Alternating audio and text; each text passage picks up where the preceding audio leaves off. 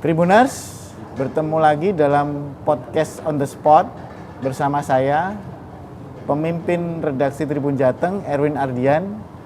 Hari ini saya berada di venue sebuah acara besar di Makassar, yaitu Kongres APEKSI. APEKSI adalah Asosiasi Pemerintah Kota seluruh Indonesia, jadi yang hadir ini orang-orang penting ya, wali kota dari seluruh Indonesia. Kita berkesempatan ngobrol dengan beberapa wali kota, salah satunya ini sudah ada di sebelah saya. Beliau adalah wali kota Ambon. Beliau bernama DRS Budewin M. Watimena MSI. Panggilannya Pak? Panggilan Win. Sama Pak? Sama. Win 1, Win 2. Win 2. Atau Win 1, Win 2 saya? Ya, siap Bang Erwin. Jadi selamat datang Pak di Makassar. Ya.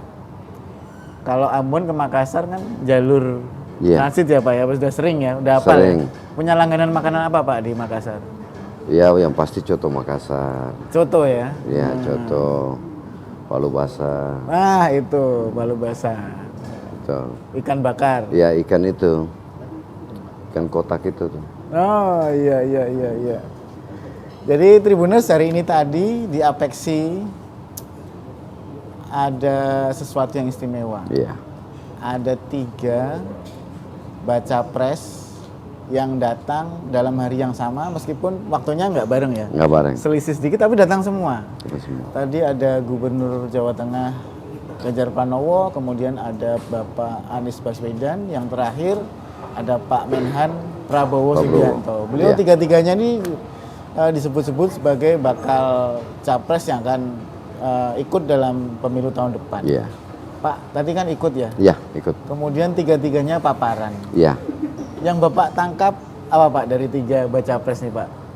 Ya, sebenarnya ada kepentingan APEKSI di situ. Kepentingan kami adalah APEKSI telah merumuskan pikiran-pikiran dari semua anggota untuk kemudian dijadikan sebuah rekomendasi yang nantinya disampaikan kepada pemerintah pusat dan pihak-pihak terkait. Ya. Nah, salah satu yang menjadi pilihan kita adalah tentang kepemimpinan di tahun 2024. Ya, yang hari ini menjadi perbincangan masyarakat ada 3 sosok yang tadi disebutkan, Pak Ganjar Pranowo, kemudian Pak Anies Baswedan dan Pak Prabowo Subianto. Nah, pertemuan tadi selain kami menginginkan bagaimana ketiga calon pemimpin ini menyampaikan ya pikiran-pikiran mereka, gagasan-gagasan ide mereka untuk membangun Indonesia, tetapi juga menyerap aspirasi yang kami siapkan. Jadi tadi diserahkan secara resmi apa yang menjadi usulan atau rekomendasi dari APEKSI untuk pemimpin masa depan. Oh gitu Pak. Ya. Yang utama apa Pak? Salah satunya. Ada 3 hal besar yang disampaikan tadi oleh Ketua Asosiasi, yaitu yang pertama, semua anggota APEKSI terus memperjuangkan otonomi daerah. Karena otonomi daerah ini adalah salah satu cara untuk kita bisa membangun kota-kota di Indonesia. Ya, dengan pelimpahan kewenangan yang diberikan oleh pemerintah pusat kepada daerah, termasuk kota yang ada di Indonesia, maka itu harus terus dipertahankan. Karena hanya dengan cara begitulah kita bisa minimal membangun kota-kota di Indonesia supaya kesenjangan, disparitas itu semakin berkurang. Yang kedua, APEKSI berharap bahwa dalam menghadapi ya Indonesia Emas tahun 2045 semua daerah bergerak dengan cara apa? Dengan cara memanfaatkan potensi dan memberikan ruang yang cukup kepada para generasi muda, pemuda-pemudi, milenial, generasi Gen Z, ya. Ini potensi kita, supaya kita harapkan pada waktunya di 2045 ketika kita menggapai bonus demografi dan Indonesia Emas 2045 itu disiapkan semua oleh pemerintah kota. Yang ketiga, tentu saja dalam perkembangan penyelenggaraan pemerintahan kita diperhadapkan dengan pemilu 2024. Nah, pemilu 2024 otomatis akan terjadi kekosongan jabatan wali kota definitif diisi oleh para penjabat. Nah, ini tidak boleh terjadi kekosongan, harus terus berlanjut termasuk kesinambungan pembangunan. Itu yang diminta oleh kayaknya ada keywordnya nih, kesinambungan. Ya, kesinambungan, keberlanjutan pembangunan. Itu yang penting supaya apa? Karena pembangunan ini tidak tergantung siapa pemimpinnya. Ya. Tetapi lewat perencanaan yang baik lalu terus berkelanjutan. Nah, seperti itu. Karena hampir semua nanti jadi diganti oleh penjabat di tahun 2024 nanti. Sebagian besar ya? Sebagian besar. Di September, Oktober, Desember ini udah hampir. Bahkan menurut Ketua APEXI hanya tinggal 9 wali kota definitif di tahun 2024. Di seluruh Indonesia? Seluruh Indonesia. Yang sampai 2024? Ya. Bapak termasuk? Ya, saya kan penjabat. Iya. Gitu. Kalau penjabat setahun ya Pak ya? Setahun. Nah, saya kan kemarin setahun sudah diperpanjang lagi nih, setahun lagi.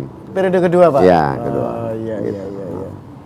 Jadi Tribuners itu tadi ya, Pak Win udah cerita mengenai apa yang disampaikan APEXI pada 3 bakal calon pemimpin Indonesia masa depan. Iya. Itu kan yang disampaikan. Iya. Kalau yang mereka sampaikan nih ada yang menarik nggak Pak dari 3? Saya rasa ini 3 tokoh nasional yang luar biasa. Semua memiliki pengalaman. Yeah. Pak Ganjar ya, selain dulu DPR RI, DPRD dulu, DPR RI, kemudian gubernur Jawa Tengah 2 periode. Pak Anies juga mantan menteri, kemudian mantan gubernur DKI Jakarta, Pak Prabowo juga menteri kan. Jadi semuanya gagasan yang disampaikan oleh ketiga tokoh ini itu gagasan-gagasan luar biasa yang memang kita harapkan untuk bagaimana Indonesia ke depan. Tentu Indonesia ke depan termasuk kami yang ada di daerah kan. Termasuk jadi, di Ambon. Ya, termasuk kami di Ambon. Kebijakan-kebijakan yang memihak kepada masyarakat, teristimewa upaya untuk itu tadi menghilangkan disparitas antar daerah, karena ada apanya kesenjangan antara barat, tengah dan timur kan gitu. Nah, kita berharap pemimpin yang akan lahir dipilih oleh masyarakat di 2024 siapapun dia. Karena ini 3 orangnya bagus semua nih. Bagus semua Pak. Kalau milih, semua. Suruh milih satu. Pasti, saya pasti memilih, tapi nggak bisa saya sebutkan. Tapi yang pasti kita belajar dari mereka. Bagaimana cara mereka menyampaikan ide, gagasan untuk membawa Indonesia ke depan ini luar biasa. Masing-masing punya keunggulan. Masing-masing punya sendiri-sendiri. Yang luar biasa dari ketiga ini cara mereka memandang suatu masalah itu yang luar biasa. Saya senang karena kita diberikan pelajaran berharga bahwa memandang masalah itu harus komprehensif. Ya, tiga-tiganya luar biasa. Gagasan apa Pak yang paling menarik buat Bapak nih dari 3? Tadi kan masing-masing ada Mas Ganjar, Mas Anies, Pak Prabowo. Yang paling kena itu, ini oke nih. Saya rasa 3-tiganya sangat baik. Kalau Pak Ganjar menurut saya, beliau memang tokoh yang lahir merayat luar biasa. Karena itu semua diajak untuk bekerja bersama. Jadi 3-tiganya memilih untuk bagaimana berkolaborasi, karena tidak ada yang bisa bekerja sesuatu sendiri, apalagi memimpin bangsa. Harus butuh kolaborasi, sinergitas dari seluruh elemen bangsa. Nah, kalau Pak Prabowo saya lihat beliau, karena mungkin beliau latar belakangnya tentara, beliau benar-benar bicara soal harga diri bangsa, soal bagaimana kekayaan bangsa ini tidak bisa ya digadaikan dengan pihak lain atau dikuasai oleh pihak lain. Jadi soal kita mengelola kekayaan kita untuk kita sendiri. Nah, Pak Anies seorang akademisi yang luar biasa dengan konsep-konsep yang jadi semuanya bagus menurut saya. Tinggal nanti siapa yang menang ya Pak ya? Ya, seperti itu. Kita berharap siapapun yang nanti ini dia menjadi tokoh yang mempersatukan bangsa dan bisa membawa bangsa ini lebih baik, negara ini lebih baik ke depan. Begitulah. Ya itu tadi kan kita bicara lingkup Indonesia. Ya, Ini Indonesia. kan Bapak datang dari Ambon. Ambon. Sekarang kita ingin bicara soal Ambon, Pak. Bapak Ya. ini kan tadi ini jabatan yang periode kedua, Ya. tahun kedua kan, Tahun masing-masing kedua. 1 tahun. 1 tahun ya. Dan itu tentu melalui mekanisme evaluasi ya. Betul. Jadi evaluasi, asesmen yang saya tahu Ya. ya ada asesmen. Kalau oke lanjut, kalau Ya. enggak ganti, itu kan ya. Ini yang sudah dilakukan di periode pertama apa sih Pak? Kok bisa kemudian asesmen lanjut lagi? Ya. Jadi memang kami penjabat kepala daerah ini kan diberikan kewenangan yang hampir sama lah dengan definitif. Hanya ada 4 kewenangan yang dibatasi ya. Apa, Pak? Itu soal membatalkan perizinan yang dilakukan oleh pejabat sebelumnya, melakukan mutasi pegawai. Mutasi nggak boleh? Boleh. Nah ini saya bilang 4 ini boleh tetapi harus izin. Oke. Izin tertulis. Ya. Yang lain sama. Nah dengan kurun waktu yang cukup singkat, ya singkat setahun kan singkat aja tuh. Kami ditugaskan oleh Bapak Presiden dan Bapak Menteri untuk memimpin penyelenggaraan pemerintahan khusus saya di Kota Ambon. Saya waktu di awal bertugas saya menyampaikan kebijakan prioritas yang saya lakukan. Kenapa itu saya buat? Karena itu akan menjadi indikator dalam kita bekerja. Ya kita butuh membingkai kerja kita supaya tidak melebar kemana-mana. Ya dan Fokus. tidak membias, kita bisa fokus. Nah 11 kebijakan prioritas itu saya lakukan. Termasuk ketika masuk di awal-awal saya harus membayar hutang 103 miliar. Banyak banget Pak. Yang ditinggalkan oleh pemerintahan sebelumnya. 103 miliar. Ya. Nah, Gimana syukurlah caranya, bahwa Pak, 7 bulan dari Mei saya mulai masuk dari tahun Juni sampai Desember bisa dilunasi. Itu salah satu kebijakan prioritas. Kemudian Kota Ambon pada saat saya masuk kan baru selesai penindakan KPK. Ya. Nah, jadi ya pasti dia mempengaruhi situasi psikologi ASN dan proses pemeriksaan sementara berjalan. Nah karena itu konsolidasi internal termasuk memberikan penguatan-penguatan kepada pegawai supaya ya terus bekerja, tidak usah patah semangat, jangan takut, yang penting sesuai aturan. Lalu dan yang lain-lain ada 11 yang setelah dievaluasi di 1 periode 1 tahun kepemimpinan ya dia menunjukkan keberhasilan yang cukup baik. Nah kami penjabat pun dievaluasi setiap 3 bulan oleh Per triwulan? Per triwulan oleh tim Kementerian Dalam Negeri. Jadi masing-masing dievaluasi. Ya syukurlah bahwa di akhir tahun sebelum keputusan perpanjang saya termasuk yang ada di penilaian klasifikasi baik. Berapa nilainya Pak? Ada angkanya nggak? Saya 81, sekian. Wah keren.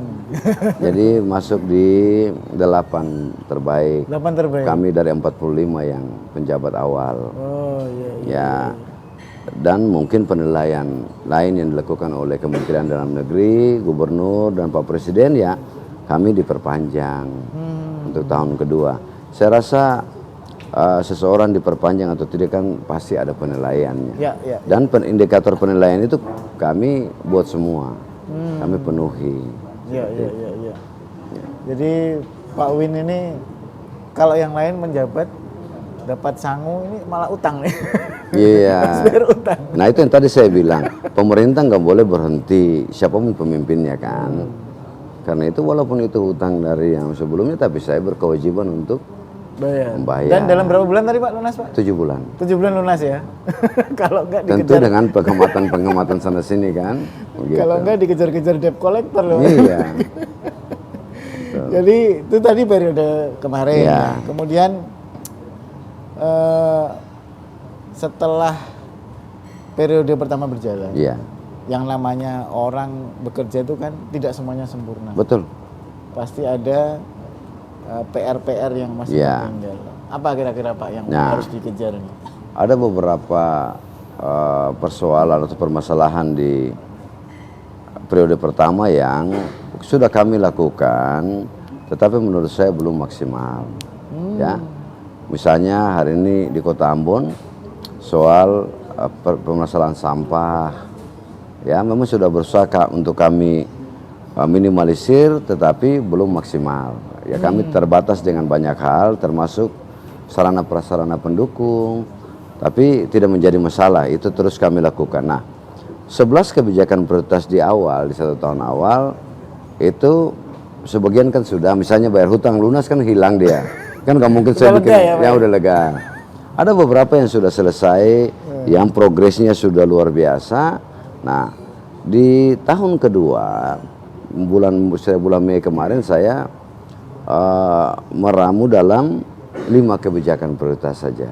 Apa Pak? Yang pertama itu terkait dengan banyak persoalan di tingkat desa, negeri, kelurahan yang harus kita perbaiki.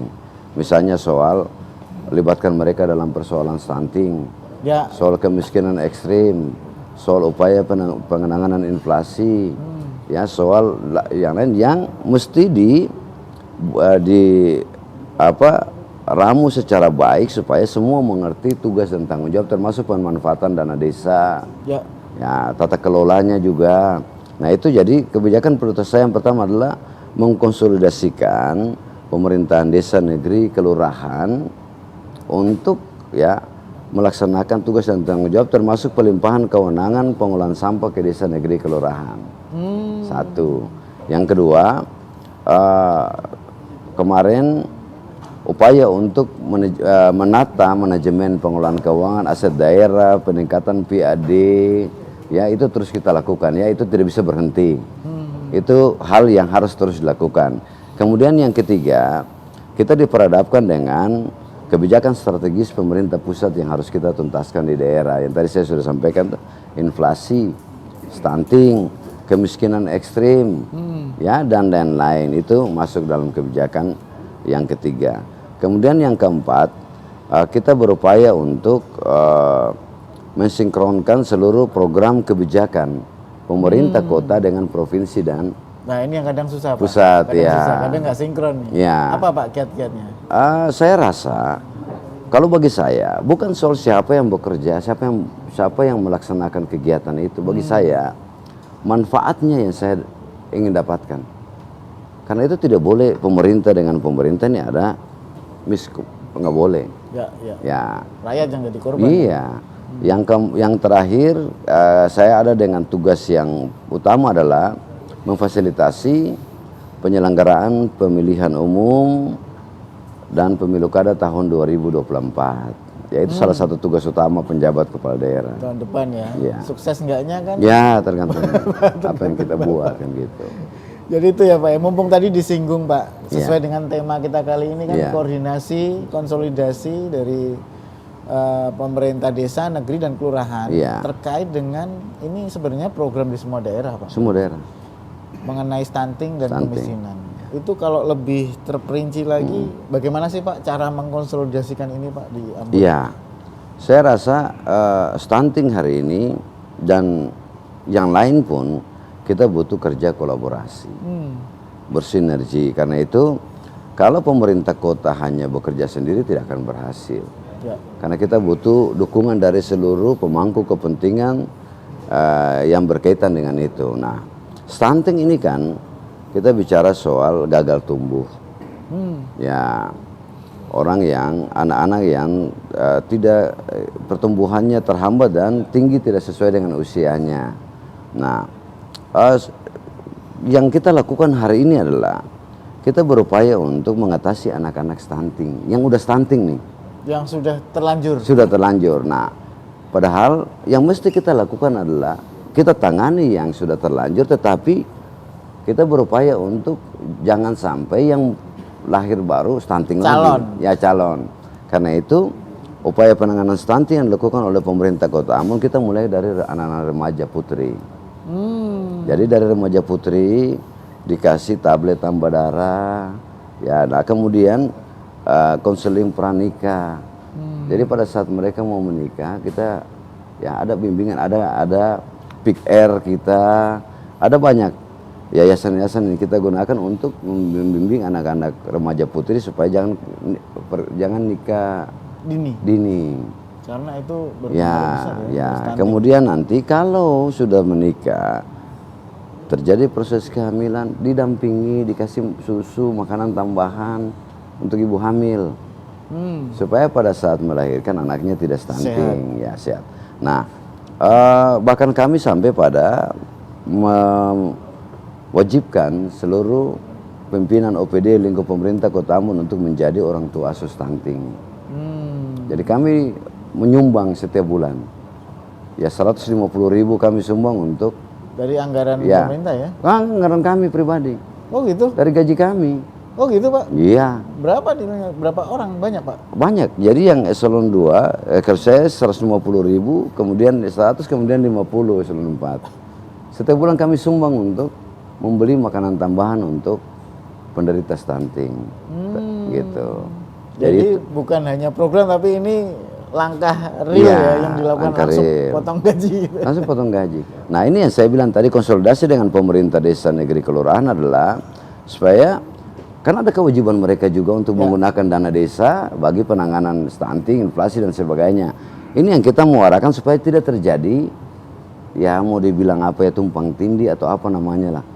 Jangan sampai kita sudah bantu ini mereka juga anggarkan yang sama kan mubazir. Nah kita sinkronkan supaya apa yang pemerintah kota bantu jangan lagi dibantu oleh desa mereka yang lain, begitu. Itulah konsolidasi seperti itu. Cuman memang di Ambon ini kok saya baca ada istilah negeri. Negeri. Itu apa beda dengan tempat lain? Ya, undang-undang tentang pemerintahan desa itu mengakomodir desa dengan sebutan lain. Oh. Desa dengan sebutan lain karena dia masuk dalam desa adat. Oh, jadi negeri itu desa adat? Ya, desa dengan sebutan lain jadi kota Ambon ini kan, ya kalau kita bilang Maluku ini kan negeri raja-raja. Banyak raja ya? Ya. Raja kecil-kecil gitu ya? Ya, jadi ada raja-raja. Nah, itu tidak bisa disamakan dengan kelurahan atau desa. Karena mereka punya peranata adat. Peraturannya beda-beda? Beda, mereka cara melantiknya juga harus dengan dengan adat istiadat kan. Luar gitu. Biasa ya, kaya berarti budaya. Iya, jadi masing-masing negeri dengan cirinya sendiri-sendiri. Nah kita harus memelihara lokal wisdom itu. Kearifan lokal. Kearifan lokal nggak boleh kita hilangin. Oh. Nah karena itu di Kota Ambon ada 3, ada kelurahan kami punya 50, 20 kelurahan. Ya. 30 desa negeri, desa dan negeri. Padahal ini sama-sama desa sih, cuma sebutannya negeri. Karena mereka itu proses tidak seperti kepala desa pemilihan, terus siapa menang dilantik jadi kepala desa, ini enggak. Lewat proses adat. Oh. Jadi ada yang memang udah turunannya gitu loh. Ya, seperti kerajaan, iya. Misalnya seperti ini itu. Bapaknya, ya. nanti besok anaknya. Anaknya. Gitu, jadi tidak bisa kita bawa dalam aturan pemerintahan, tetapi dia menjadi raja ada, tetapi dia juga kepala pemerintahan. Kepala pemerintahan itu mekanismenya mekanisme pemerintahan. Nah ini kan menarik ya Pak ya, karena ini kombinasi antara budaya dengan peraturan pemerintah. Iya betul. Dalam hal ini Pemkot Ambon, ini gimana Pak soal legalitas kepemimpinan nih, Bapak? Mengaturnya gimana ini? Ya, saya rasa soal lamanya memimpin sama. 5 tahun? Dengan kepala desa, 8. Ya? Oh 8 ya? 8 tahun. 6 tahun, 6 tahun. Nah tapi kita punya peraturan daerah. Peraturan daerah yang mengatur tentang ya penetapan negeri, kemudian tata cara pemilihan, tata cara pengukuhan raja, semua ada. Termasuk penetapan mata rumah perintah. Mata rumah perintah itu maksudnya siapa yang berhak memimpin. Unik juga ya. Iya. Nah, itu yang kemudian proses yang sesuai dengan hukum adat mereka. Masing-masing punya ini sendiri. Kalau gaji gitu ya ada dari pemerintah Pak? Tetap dari pemerintah sama. Sama dengan desa, kepala desa? Sama, jadi begini. dia ada dua fungsi. Hmm. Kalau raja ini dua fungsi dia. Satu fungsi dia sebagai raja adat. Ya. Dia itu pemangku adat di wilayahnya. Sementara dalam status sebagai pemerintahan dia adalah kepala pemerintah negeri, atau Setara dengan kepala desa. sama sebenarnya, cuma Oke, ya. jadi dia diberi gaji Sama, fasilitasnya persis. dengan kepala desa. Tapi kalau kepala desa dia nggak bisa hadir dalam acara-acara adat yang dia sebagai kepalanya. Kalau raja boleh, karena dia kepala adat di situ. Iya. Tapi Seperti di Sumatera Barat, Nagari apa tuh? Kan desa juga tuh, Ya. tapi disebut Nagari. Nagari. Ada Nini Mama. Iya. Sama seperti ya. Di Ambon ya. sama seperti itu. Iya. Nah, gitu. Jadi Tribuners itu tadi potret kekayaan budaya Indonesia ya. Di Ambon itu ada desa yang dipimpin oleh raja. Raja. Yang namanya Negeri. Negeri. Jadi unik ini karena ini seperti raja pada umumnya ya. Jadi Iya. nanti kalau kepala desanya bapaknya, berikutnya anaknya, Iya. anaknya lagi. Tapi punya dua fungsi. Yang Dua satu fungsi. fungsi sebagai raja, yang satu kepala pemerintahan Ya, desa. sebagai raja fungsi adat dia. Fungsi adat seperti kerajaan-kerajaan begitulah. Jadi, Gitu. dan itu banyak Pak. Kami, jadi saya bilang tadi 20 kelurahan, 22 negeri, 8 desa. 22. Jadi ada 22 raja ya. di Ya, 22 raja di Kota Ambon. Gitu. Tribuners kalau ingin tahu ya bagaimana sih raja-raja kecil ini ya datang ke Ambon lah main-main melihat Iya. bagaimana sebuah desa ini diperlakukan mirip-mirip seperti kerajaan zaman Iya. dulu ya Pak ya. Jadi ada rumah adatnya yang disebut Baileo untuk tempat berkumpul raja dan badan saniri. Kalau kita BPD-nya disebut saniri kalau di Apa itu BPD? Bang. bukan Badan Permusyawaratan Desa. Oh, iya. Gitu. Iya. Kan kepala desa, pemerintah desa terdiri dari kepala desa dan Badan Permusyawaratan Desa. Kalau di negeri raja dan saniri negeri.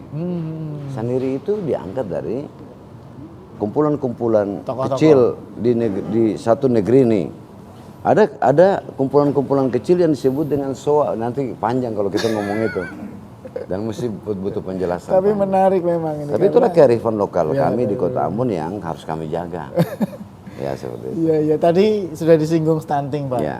Karena tapi prioritasnya kan ada lagi soal inflasi dan kemiskinan. Ya. Gimana Pak di Ambon penanganannya? Kemiskinan kita pasca Covid kemarin ya angka persentasenya sedikit meningkat. Tetapi yang kita syukuri adalah di tahun 2022 kemiskinan ekstrim di Kota Ambon itu tidak ada, nol. Dari sekitar 1 atau 2% kita jadi nol. Nah, soal inflasi, inflasi di Kota Ambon ini dia sangat fluktuatif. Tahun lalu kami sempat ada di angka 7, year on year ada di angka 7. Tinggi Pak? Tinggi. Kemudian kami berupaya lalu sudah turun terus sampai kemarin di bulan April, berapa? kami di 4. Lumayan jauh ya? Ya. Dari 7 Ya. lompat ke 4. Tapi perlahan-lahan turunnya, nggak sekaligus. Bertahap. Ya. Turun ke 4, bulan Mei kami naik lagi 5,01. Juni naik 1 digit, Pak. 6,1. Naik lagi nih. Naik lagi, tertinggi se-Indonesia. Nah, kami dalam tanggung jawab untuk menekan laju inflasi kami lakukan semua cara. Semua arahan dari Bapak Presiden, Bapak Menteri Dalam Negeri kami lakukan. Ya. Semua sudah kami lakukan. Yang memicu inflasi di Kota Apa Ambon Pak? adalah Menurut analisa. dari faktor administrasi price, ya kebijakan pemerintah. Contoh, ya inilah, jangan nggak usah contoh deh. Ini pemicu inflasi di bulan Juni. Yang pertama bensin. Oh, Yang kenaikan kedua, harga. ya, yang kedua beras. Oh iya, itu kebutuhan pokok Pak. Yang ketiga rokok kretek. Rokok. Ya, yang keempat rokok filter. Yang kelima ini minyak tanah. Itu semuanya kendali harga sebenarnya dari pemerintah ya Pak ya. Rokok kemarin mah habis naik harganya kan karena pajaknya naik. Jadi kalau yang barang-barang kebutuhan masyarakat yang fluktuatif seperti yang disebut volatile food, itu kami kendalikan. Oh, oke. Jadi harga misalnya harga telur, harga bawang merah, harga yang Itu lain bisa, itu terkendali. bisa diintervensi lah ya. Bisa. Tapi kalau nurunin harga bensin kan nggak Ya, bisa. tiket pesawat kan nggak bisa.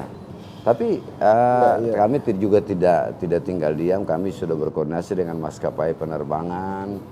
Kami koordinasi dengan Bulog ya untuk menambah suplai stok beras. Kemudian untuk dengan pihak maskapai itu kami minta supaya diperbanyak tiket-tiket promo. Ya, biar ada. Mau Pak maskapainya? Mau. Garuda sudah. Nah. Sudah di seminggu ini tiket promo terus. Oh iya? Ya. Waduh, harus ke Ambon nih kalau Jadi, ngomong tiket murah nih. Sebenarnya kami tidak punya kewenangan untuk itu, tapi berkoordinasi. Dinego lah ya Pak ya? Ya, meminta ya kesediaan mereka untuk membantu lah. Ya. Seperti itu. Jadi inflasi terus kami yang bisa kami lakukan pasti kami lakukan. Bahkan di tahun 2022 di 4 bulan terakhir kami subsidi, kami berikan BLT kepada tukang ojek dan seluruh nelayan. Semacam insentif. Ya, karena kenaikan BBM di bulan September itu. Iya. Nah, kemudian kami juga subsidi distributor untuk kepentingan kita operasi pasar supaya dijual di bawah harga, termasuk dengan kerjasama dengan kabupaten kota lain yang daerah penghasil. Kami kan Kota Ambon bukan daerah penghasil. Kita butuh kerjasama untuk disuplai dari daerah-daerah lain. Iya. Jadi Tribuners tadi cerita dari Ambon ya, memang masing-masing daerah ini punya problem dan tantangan sendiri ya. Masing-masing punya sendiri. Di Ambon tadi dengan inflasi yang cukup tinggi ya. Tapi setelah dibedah, ternyata faktor-faktor yang memicu inflasi itu adalah harga-harga yang sulit dikendalikan oleh pemerintah daerah ya. Betul. Ada beras, kemudian ada bensin, rokok ya, tiket pesawat. Nah, itu mungkin bisa jadi pertimbangan ya. Terutama bagi pemerintah di pusat ya yang punya kewenangan atau regulator untuk standar harga di tingkat nasional ya Pak ya. Saya rasa itu tanggung jawab semua kita. Tapi ada yang memang tidak bisa kami intervensi kan. Seperti itu. Tapi terlepas dari itu tentu Pemkot Ambon terus mengawal ini ya Pak ya. Pasti. Terus dikawal ya, karena ini tanggung jawab kita semua. Dan itu prioritas. Kan saya tadi sudah sampaikan kebijakan prioritas ketiga saya adalah penanganan inflasi, stunting, kemiskinan ekstrim kan gitu. Mudah-mudahan tahun depan ada hasilnya. Mudah-mudahan. Kalau fokus. Jadi Tribuners, tadi kita udah ngobrol panjang lebar ya dengan Wali Kota Ambon, Pak Win. Siap. Ini target ke depan untuk meningkatkan PAD ini gimana? Ya.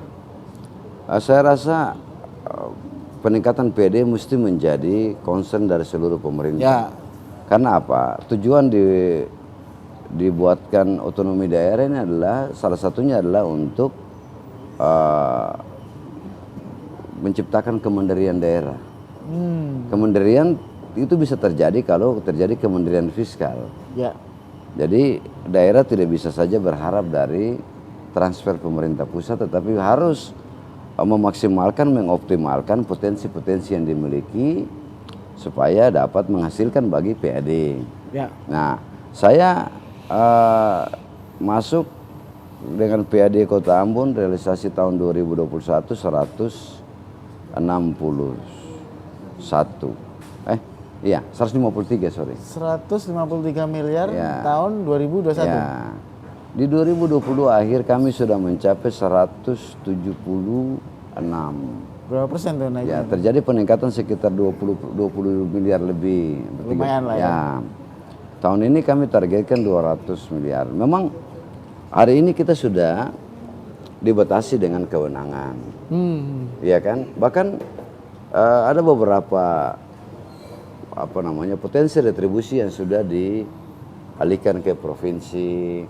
Nah, tapi sebenarnya potensi kita cukup. Posisi tapi kita masih butuh kerja keras untuk mengoptimalkan potensi yang ada. Saya rasa ada beberapa inovasi yang sudah kita lakukan dalam upaya untuk meningkatkan pendapatan asli daerah di Kota Ambon. Mudah-mudahan di tahun ini kalau jalan dengan baik, kalau kita bisa dapat 200 miliar, saya rasa itu sudah peningkatan yang luar biasa. Lumayan itu Pak, ya. Dari tadi awal 153. 2021. Nah, kan? Saya rasa dalam setahun kita tidak bisa tingkatkan puluhan miliar, itu hal yang luar biasa. Iya. Nah, ini saya butuh kerja keras dari kami seluruh jajaran pemerintah Kota Ambon. Karena mudah-mudahan, karena daerah lain kita tertinggal jauh dengan daerah lain yang PAD-nya sudah, ya memang tidak bisa dibandingkan sih. Iya kan? Nggak bisa dibandingkan. Masing-masing punya ini sendiri-sendiri ya, punya problem sendiri. Ambon nggak bisa dibandingkan dengan Makassar. Nggak bisa kan? Iya. Kan gitu. Tribuners, itu tadi bincang seru kita dengan Pak Win. Beliau adalah penjabat Wali Kota Ambon periode kedua. Periode kedua sampai kapan Pak? Mei tahun depan. Oh masih lama, lama. Jadi tadi program-program yang bisa difokuskan itu bisa berlanjut sampai tahun depan ya. Iya. Bisa. Banyak inspirasi yang bisa diambil dari cerita di Ambon untuk semua kota di Indonesia. Pak Win, sebelum kita tutup nih, ada pesan-pesan nggak buat Tribuners? Kita juga ada di Ambon, Tribun Ambon maupun di seluruh Indonesia, karena ini nanti akan tayang di channel Tribun di Aceh sampai Papua. Baik, silakan. Untuk para Tribuners, saya khususkan Tribun Ambon ya.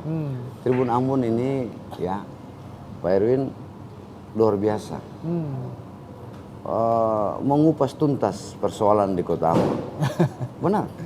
Suatu ketika, ya saya cerita aja. Suatu ketika saya nonton Tribun Ambon, jumlah lubang di jalan sepanjang Kota Ambon. Dihitung Pak? Dihitung. Mungkin bagi orang kepala daerah yang lain itu mereka terusik. Tapi saya enggak. Oh, luar biasa. Besoknya saya ketemu. Enggak marah-marah Pak? Enggak, saya enggak pernah marah. Saya enggak anti kritik. Iya. Selama kritik itu kan cara orang membantu kita. Betul. Untuk memperbaiki. Saya bilang ke wartawan Tribunnya, terima kasih. Sudah menghitung lubang, jadi kan mudah bagi kita. Jadi tahu ya, berapa yang harus diperbaiki. Iya. Sampai ke kecil-kecil gini pun dihitung. Tapi saya senang.